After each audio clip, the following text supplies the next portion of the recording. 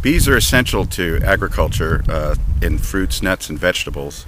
In fact, $15 billion worth of crops every year in the U.S. are pollinated by bees. And I became concerned that people would not be able to afford their usual diet without finding out the answer to this colony collapse disorder. So I began investigating, and I found out that in France, the use of IMD, it's called, it's an insecticide, had actually been suspended from use on sunflowers and corn because the science was pointing to a possible link to colony collapse disorder.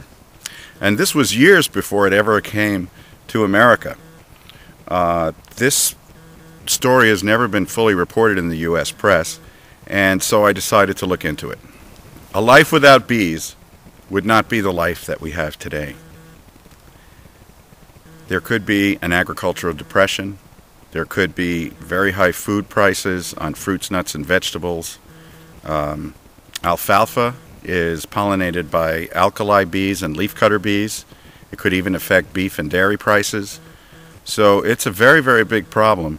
You know, in the third world, there's actually been political instability and riots over food, and so things can unravel pretty quickly if we don't have a strong agricultural footing.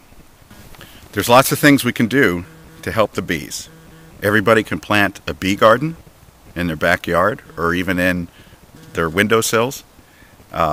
People can plant silver linden trees. The bees love silver linden trees. And this will help feed the bees. If everybody gets out there and plants some bee gardens and these linden trees, starts community drives to plant such things, it could really help. And I've started a campaign. It's called Plan B. Plan A didn't work out, so we have to go to Plan B, B-E-E.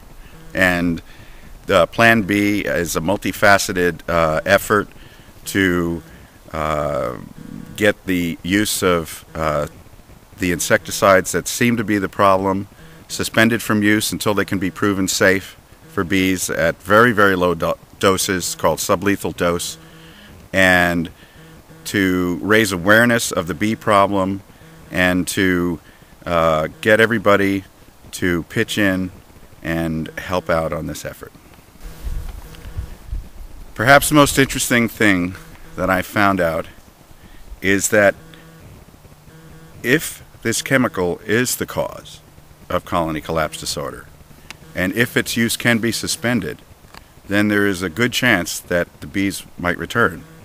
And in France, where imidacloprid and some other chemicals were suspended from use on corn and sunflowers, the bees actually did return in southwest France, and that's a very, very good sign that that could be the answer.